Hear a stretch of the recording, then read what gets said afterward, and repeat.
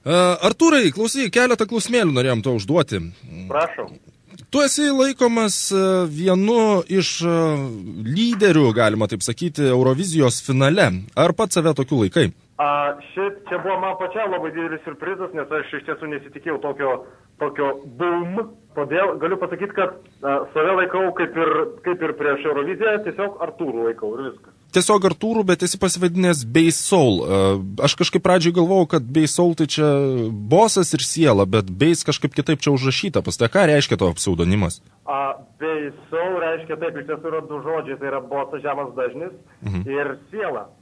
Nes kadangi aš pats, kaip tenka girdėti, nesu sopranas, o aš tiek linkstu link bosų, tai noriu, kad mano bosas pasiektų būtent turėtų sintezę su žmonių siela, dėl to ir pasivadinau Bass Soul, su jų šitos du žodžius. Ką laikai savo pagrindinių konkurentų finale? Konkurencija, o viešpatie. Na, turbūt tie žmonės, apie kurios dabar šiuo metu yra labiausiai rašoma, tai turbūt būtų Donatas, Monika.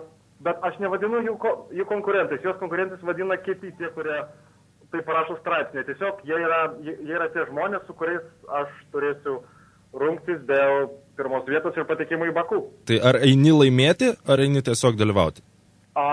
Čia yra toks turbūt būtų dviprasmiškas atsakymas. Kaip ir Donatas sakė, kad tai yra Eurovizija yra vienas iš būdų parodyti savo kūrinį, savo muziką, supažindinti žmonės su savimi.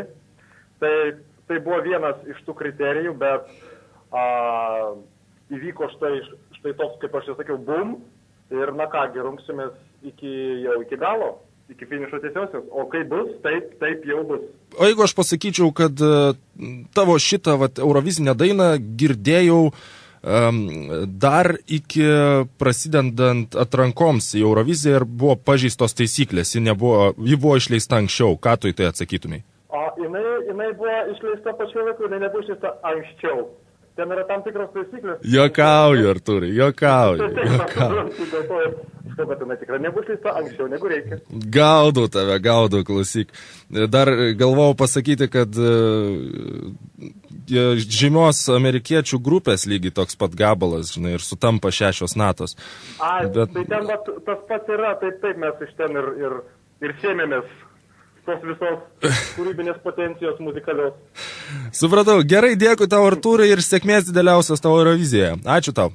Dėkui, Soliu. Iki. Ate. Iki.